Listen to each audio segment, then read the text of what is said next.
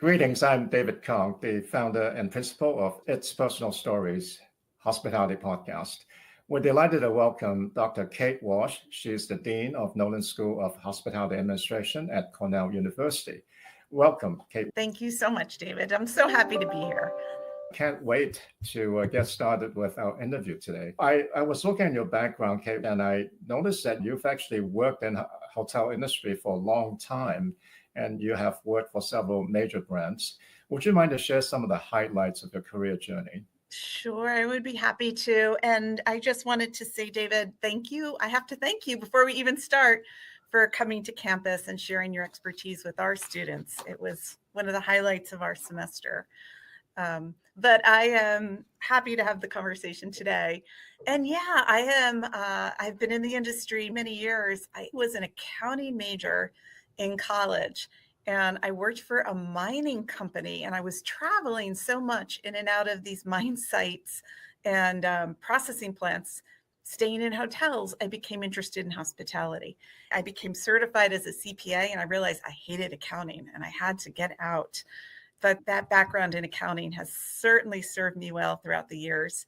I obtained a master's degree here at Cornell, and I had some folks saying, do more finance work, and others saying, let's look at the people side. And so I decided to pursue a career in human resources. And I worked for two different hotel companies. The second one was Nico Hotels International. I was their corporate director of training and development. And when I learned there, people remember 80% of what you say in the first 10 minutes and 20% thereafter. So you have to get your message in quickly. But I also learned that we learn best by integrating all of our senses and experientially doing. And I definitely brought that to my career in academia.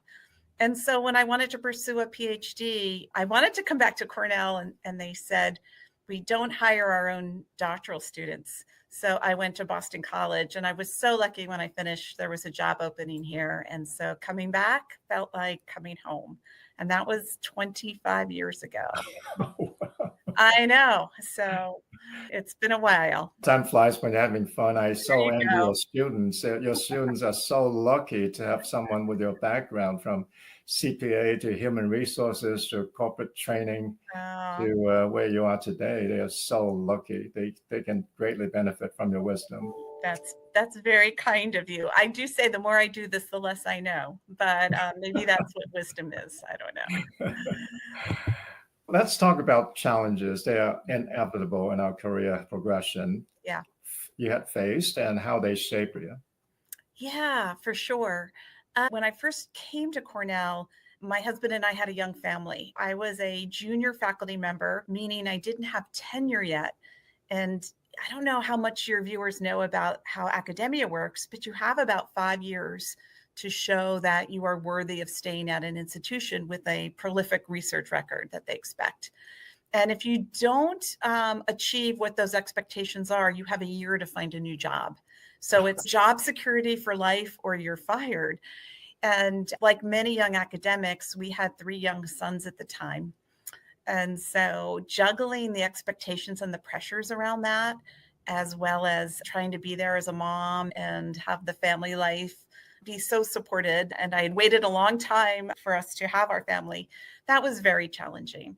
And there was an expectation that I needed to do FaceTime at work, that I needed to be there for every meeting, for every sort of coffee hour. That really spurred my research because I wanted to take that experience and study how can organizations alter their structures, their expectations to invite everybody to bring all of their identities to their work. Because I was trying to minimize the mom thing and definitely present myself as a deeply committed academic. So that really influenced my research. And then I would say a second challenge was certainly in the last 10 years, I've took on the role of dean of the school. And I took it on right at the time when we were merging with 2 other schools to form a college of business. I had to really quickly learn how to build synergies, what the school's value proposition needed to be, how to work with colleagues who didn't understand anything about who we were educating and why, and how to find possibilities. And that was a great challenge. I really enjoyed that type of strategic work. What wonderful stories. You're sharing them really illustrate the point that challenges are actually opportunities Yeah. to open up doors. Thank you for sharing those wonderful stories. Now, Yeah. you talked about research. I know you did primary research on leadership and Yeah. career development. Could you share some insights? Yeah, I'd be happy to. Right around 2002, 2003, I was having a conversation with an industry leader, and this leader said, I never hire Cornell students because they never stay. I go to different universities and I hire other students. And he said, I'll never forget this. I don't pay them. I just get as much as I can out of them while they're with me for a year or two. And I thought that was so incredibly problematic and short-sighted and awful in many ways. And so I researched our alumni from 25 years out. And I said, what are you looking for from your jobs and companies? And it was super interesting because what happens is if my boss asks me what I'm looking for, I'm always going to say, well, I'd like some more money. But money doesn't necessarily intrinsically motivate me. After you get a raise, I don't know that we do anything differently the next day. Right. And so what was so interesting about this research to me was that everybody was saying, I need to be challenged in my work. I'd like to make a good living so I can provide for my family, but I want opportunity. I'd like to apply my skills. I would like to see a path outlined for me. And that really spawned a whole line of work for me to work with companies to really communicate how you can career path opportunities for employees. And that generates such loyalty and devotion back, especially when your employees are facing what I faced with young families and juggling lots of pressures. So I still work on that research on career pathing, on communicating possibilities to young professionals and what that can do for you in terms of keeping your talent within your organization. Yeah, when you take an interest in helping someone with his or her career, you basically demonstrate that you care about that person. Yeah. So I'm not surprised that the job becomes more fulfilling. Thanks for sharing that insight with us. Yeah, 100%. What happened was a lot of our students were taking management training roles and then feeling forgotten. And it was, to me, just such a missed opportunity. So this research enabled me to go to companies and say, look, this is what they're looking for. How do you provide it in a tangible way? Even if you can't provide a promotion in the next 6 months or a year, how can you give people different types of work that you can benefit from their expertise? Yeah, So, I found that to be true too. Now, sure. you did secondary research on the impact of strategic human capital investment. Yeah. Would you mind to share some insights on that? Yeah. Okay. So when I left accounting, I remember saying to my dad, I just invested all this time in for nothing. And he said, no, you'll always use it. Don't worry. And what's very interesting to me about people is that they show up, they're not on your balance sheet at all. And they show up as an expense to be minimized as your P&L, your largest expense on your P&L. And there's a whole field of accounting called return on intangible investments or intangible assets. Intangible assets could be R&D. It could be perhaps real estate as real estate appreciates and depreciates. But people are one of your few assets that appreciate in value. How do you measure that appreciation? And so I was doing some research looking at that notion. David, if I were to send you, let's say, to a training program, you're a sales manager in the hotel, and you tell me, oh, but this sales training costs $10,000 and I'll be able to bring $5,000 more revenue to the hotel as a result. Of course, I would say that's ridiculous. But if I cost out the investment in that training into the future, like any other investment, and I look at that $5,000 return that you'll bring to me year after year, and I factor in turnover rates and I look at the interest rates, right? And I can actually cost the return of that back to today's dollars. And that's a very different picture. So if you're in for the next 5 years, bringing me $25,000 of additional revenue for that $10,000 investment, it might make sense. And so part of my research is looking at how do we measure the appreciated value of people and what they bring to you because you're investing in them in various ways. So we can look at the return of that investment in today's dollars. Wow, I love that. It's a very hard thing to measure, isn't it? When you invest in your people, whether it's through training or development, it's very hard to measure the return on investment. It So is. We make estimates about returns on every investment. That's part of what you have, I'm sure, asked your team to do as you costed out the payback period and all of those financial metrics. Yeah. So looking at the appreciated value of people, that's a line of work that I've gotten a lot of satisfaction out of. it's great. Now, you work in the academia world, and a lot of people say it's highly political. In general, how do you excel in a political environment? Yeah, it's a really good question. Academia can be very politicized and very interesting because faculty are like entrepreneurs with tenure. You you have very little leverage points for motivation. What has stood me through the test of time these past 10 years is I always focus on what's best for the institution that I love, always.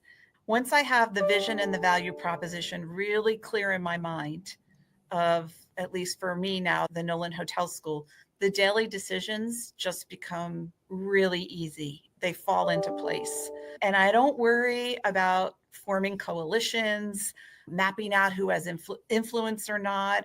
It's exhausting to me. It's not a good use of my time or energy. Instead, I just care about producing data driven results. I think data speaks for itself. And I put my time and my energy with people who are on board for buying into the vision and helping me figure out how to move the institution forward so it's a better, stronger, richer place than when I came into my fiduciary role, if you will. And that's really served me well. I don't get wrapped up in political pressures. None of us have time for it. But it just is an exhausting waste of time, and you can spin your wheels and get nowhere fast. Great advice. Thanks for sharing that. Oh, Cornell University is so famous. It attracts a lot of very bright and talented people. yeah. And sometimes bright people disagree on things. It's hard to manage sometimes. And I was wondering if you can offer some advice on how you coalesce diversity and achieve Yeah. buy-in. The research points to the clear result that diversity brings you to better outcomes and results, whatever form of diversity it might be, and hopefully multiple identities people are bringing to a situation. So I absolutely love, I can't emphasize enough how valuable it is getting different ideas, different approaches to solutions. I always, 100% of the time, learn something I didn't know previously or didn't consider. And I love the way people respond when you ask them their thoughts and ideas. It's almost like, huh, no one's done that, which is just shocking to me. I have on more than one occasion presented an idea to faculty or other folks that was completely shut down because it was not good. And when I reworked the idea with new input, it was so much better, so much more strongly supported. So, having said that, getting to 100% agreement is the goal. You rarely get that kind of buy-in. So, I've had to think about how I can move the enterprise forward toward an idea where participants see themselves as part of the solution with me, right? And bringing in their different thoughts and perspectives, as complex as they are, but focusing on the bigger superordinate goal. How do we move everybody forward? How do we get to a better decision with all of that input? That's the framework I use. And that's really served me well because we can all agree on the higher goal. The hard question is, how do we get there? And the other thing, I never ever get defensive when someone tells me that's a bad idea. Disagreement is really good. It's exciting. It can energize you if it's around ideas.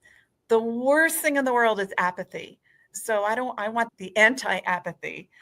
So I figure out, how do I tap into that care and that passion that's reflected in that divergence and understand people's concerns as much as possible. And I find sometimes people go to worst case scenarios in their minds. So I think about, okay, how do I acknowledge that worry? And how do we talk about what's the worst case scenario? But also what happens if we do this right? And how do we make sure we get it right as best as we possibly can? That gets us focused in on the positive and moving forward. So none of what I said is easy or actually linear, but I think about it all the time. How do I tap into divergence? What do I do when we disagree? How do I get us to move forward with that disagreement in hand? And how do I acknowledge that gets us to a far better place than if we were all in agreement and experiencing groupthink?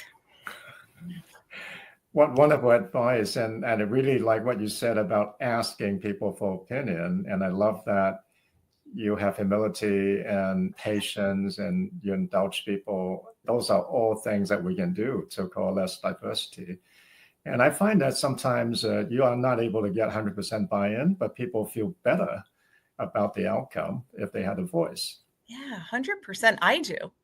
And there's nothing altruistic about this, David. I'm completely selfish. I want their ideas because I'm going to use them.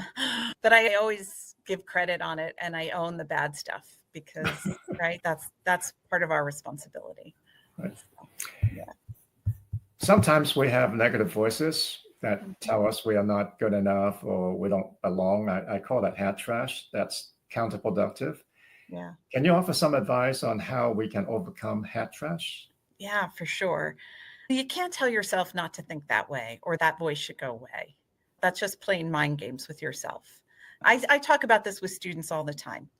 My advice is always to acknowledge we have all experienced imposter syndrome over the course of our careers. And you move forward with it. Let's say my first year as dean, I was thinking, gosh, nobody trained me for this. Nobody told me how to do it. I remember my first advisory board meeting with key industry leaders. I remember asking somebody for advice and they said, "It's your board, you figure it out." So I just went in. I recognized I didn't feel fully ready to go, but I did it anyway, and that's okay. And as long as you lead with your authenticity, that's what people respond to. So you don't try and cover it up. You don't try to tell yourself it has to go away. You live with it, and it means you're humbled and you care. I have had some bad days where naysayers, for whatever reason, were trying to undermine things that I was trying to do. I always would say to myself, that's their issue, right? That's not mine. I'm going to just make sure I focus on what's best for the institution and it will fall into place. And it honestly always has. So I spend my time with those who want to help me create the future, and we take off and we invite others along for the ride too, even the naysayers. Very good advice indeed. I love what you said about authenticity. I think that is so important. And it really doesn't matter what other people say. It's their deal. It's not ours. And I love what you said about surrounding yourself with positive people because that positive energy rubs off. Yeah, a naysayer might say, this isn't right for the institution. And maybe they have elements of truth. Maybe they're right. But if you surround yourself with people who are going to buy in and help you try out something, and let's say it works, that'll bring the naysayers along. If you spend your time anxiously thinking, I'm not good enough, they're right, this isn't working out, you can paralyze yourself. Yeah, so true. If you spend your time thinking about that, you're going to spiral downwards. Yeah. So very good advice. Yeah. Thank you. Yeah. Now, you've interacted with a lot of amazing leaders. Yeah. And I was wondering if you can share from your observation, what are some of the most important leadership qualities? That has been the number one most fortunate thing in my role as dean is getting exposure to amazing leaders like yourself over the years. And it's been quite inspiring, especially because I used to do leadership-based research. And what's tricky about leadership in terms of a topic to teach on is every time they replicate a new theory, they get a different result because people are complex and people change and there's multiple identities and cultures that are feeding into, we'll call it a theoretical model. What I have taken away from my interactions with top leaders, and it has absolutely shaped how I teach about leadership, is that the number one thing is it is never about you as the leader. The minute you think it's about you and all the influence you have, you are 100% cooked and done. And so the inspiring leaders I've come across have focused on the other person. They were always leading with authenticity and empathy. I think those are the two most critical features. And they always viewed their opportunity as a privilege to make someone else's lives better, to give opportunity through their institution, much of what you've done in your career, in your role. And so I've tried to take those lessons and bring them forward in the work I do. And that notion of being other-centered has been honestly a great source of happiness for me and joy, that make it all worthwhile, honestly. That's great. Thanks so much for sharing that. Authenticity, empathy, giving generously. Yeah. Those are tremendous leadership qualities. Yeah. If you have a hospitality ethos, it's the essence of care. The essence of care. I love that. Yeah. The world is changing so fast. Technology and AI are driving fast changes, but there are many other factors at play. What we learn at school today may not be applicable tomorrow. How do you advise the students to thrive in such a constantly evolving landscape? We've certainly ramped up our curriculum, and we are building, obviously, all sorts of AI issues, ethics, use into all of our classes, whether it's the operations ones, the communications ones, the leadership ones. And it's not all that different in all of the ways in which you and I were trained on how to use data to make strategic decisions. And what we say to our students is you want to use the technology in service of the hospitality and the human connection. And so how do you use innovation in a way that makes other people's lives better? How do you use the innovation in service of creating a business model or a value proposition with hospitality as its ethos? That's going to carry you to the other side, not coming up with the next latest and greatest tech application, if you will. And it's, to me, it's about building our students' emotional intelligence, just as we were talking about, all of those characteristics built around empathy, being a great colleague, making your employees' lives better. And when I think about the most exciting business concepts right now, they are using innovation in that way. How do you create a meaningful connection? How do you use, I think of Randy Garutti or Will Guidara, how do you use your restaurant experience to make somebody feel like they're at your home and they're warmly welcomed and have an incredible experience? None of that has changed. It's just about how do you use the innovation in service of that business model. And that's what we talk to our students about. That's what's going to make them stand out. That's where they'll find joy and satisfaction in the work they do. That's wonderful. Yeah. Thank you. I appreciate sharing that. Yeah. Now, I believe that good habits make good leaders. For me, I believe in being proactive and having a continuous learning mindset. Those are habits that I have. Do you believe in that? And if so, what are some of the good habits that you would recommend? Yeah, I can tell you my bad habits for sure. And I feel such a beholden to email. I have not figured out a good way to work through my inbox like many people. But one of the things that has served me well is I build in time every single day. It doesn't have to be long, 10 minutes, a half hour, where I am uninterruptible, because I want to do the strategic thinking that's so important to my role and not get pulled into operational, daily, smaller issues that usually, are reflected in emails. I know when you were CEO, and I experienced this as well, you could be in back-to-back meetings all day. Usually we might have 5, 6, 7, 8 meetings a day or touch points. So it's really important to get that time to focus on the bigger issues that you could push to the side. When I worked for a company we were chatting about earlier, Nikko Hotels International, our president was a gentleman named Mr. Osawa. And I'll never forget this. In our Manhattan office, he had an empty desk. He would have an inbox and an outbox. And this is the time I'm dating myself. I don't even know how much we had with laptops.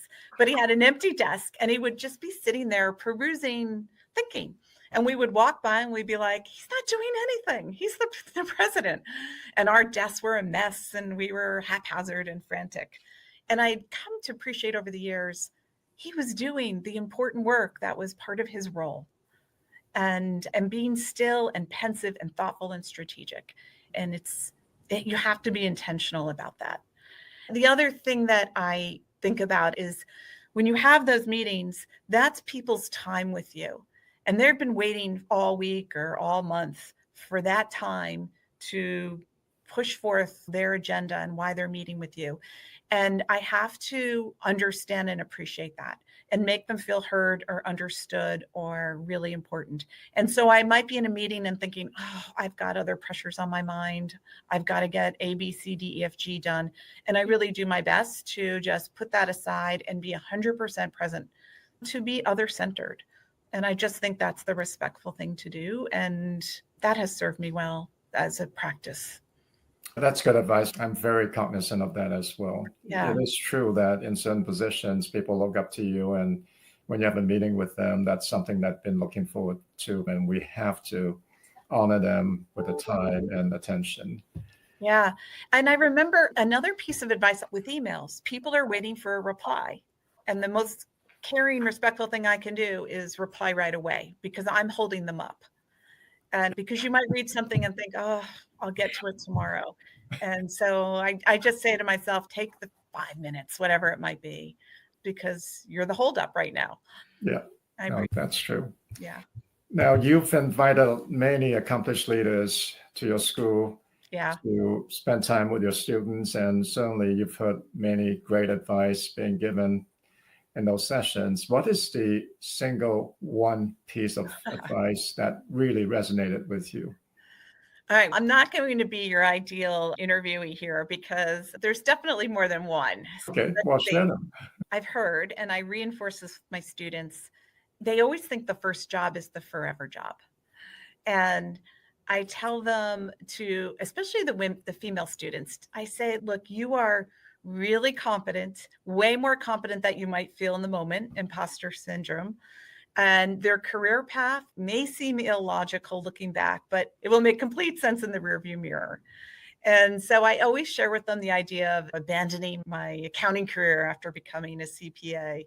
That was just wonderful training, right? That served me well no matter what.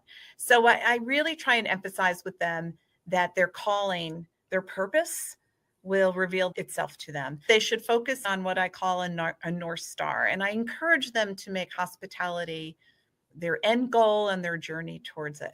So in other words, are they doing work that speaks to this notion of taking care of others? Are they doing work that gives them a purpose, a meaning? And those first couple of jobs, they might not see that right away, and that's okay. But they will guide themselves towards the next opportunity and the one after it that gets them to whatever that North Star or that vision might be. And so I just want to say to them, it's okay. You'll figure it out. It will make complete sense. I also tell them in their jobs, they need to work really hard, of course, do a great job, be an amazing colleague to others, and really help others out when they are in a pinch, because that's what makes them stand out. That's all using your hospitality, right? Being a great colleague. But if they've tried everything and they are feeling frustrated and it's not the right opportunity for them, it's okay. They take something from it and go find the next one. And mostly to figure out or to understand that they will, on their journey, find the path that gives them the greatest joy and how work fits into the way in which they want to live their lives. So I guess it's my way of saying it's all going to be okay. Use hospitality as your ethos. It will guide you towards a meaningful career path. And then I always tell them negotiate those job offers. There's the sweet spot when you have that offer and the employer wants you. That's right. That's what I'm asking. Yeah, that's right. I will work with them and I'll practice the story of how they convey their brand value. And so I say it is not about what the company can do for you. It's what you're bringing to the organization and the value you will add. And let's talk about how to articulate that. That's great. There's a window there. Yeah. It's great advice. I see we're coming to the end of our interview, and I have one last question to ask you. Our show is about self-empowerment, and I was wondering if you can offer one last piece of advice on self-empowerment. For me, my North Star is around, especially as an educator, the opportunity to make someone's life better and the human connection. So how do I, with students, how do I figure out what's holding them up? How do I give them something? How do I open their minds and and help them feel heard as they're going through their journey at that moment? And that has inspired me throughout the years in whatever work I've done, even when I was doing training and development, working with line level staff or managers in that role. And so I'm very cognizant of the opportunity I've been given. And I realize that hospitality is a great source of happiness. So I'm very selfish about giving, I like to say. It's a selfish endeavor to be seeking happiness. And there's nothing noble about what I do. It just makes me quite happy and gives me a lot of gratitude.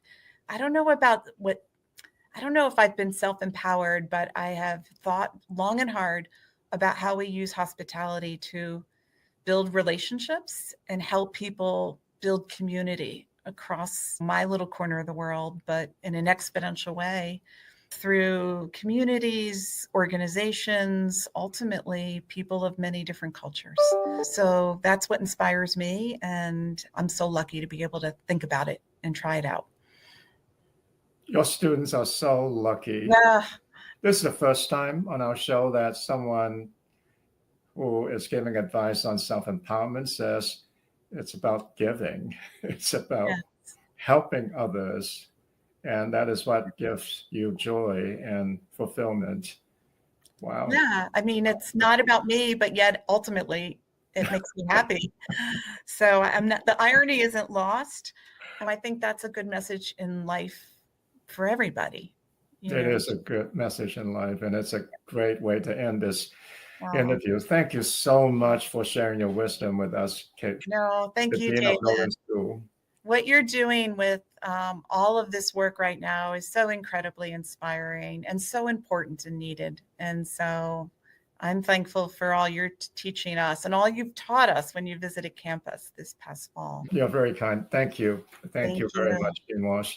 All right. I appreciate you taking the time to be on the show. And to our audience, if you enjoyed this show, we hope you would join us on our website. It's postalstories.com. Thank you again.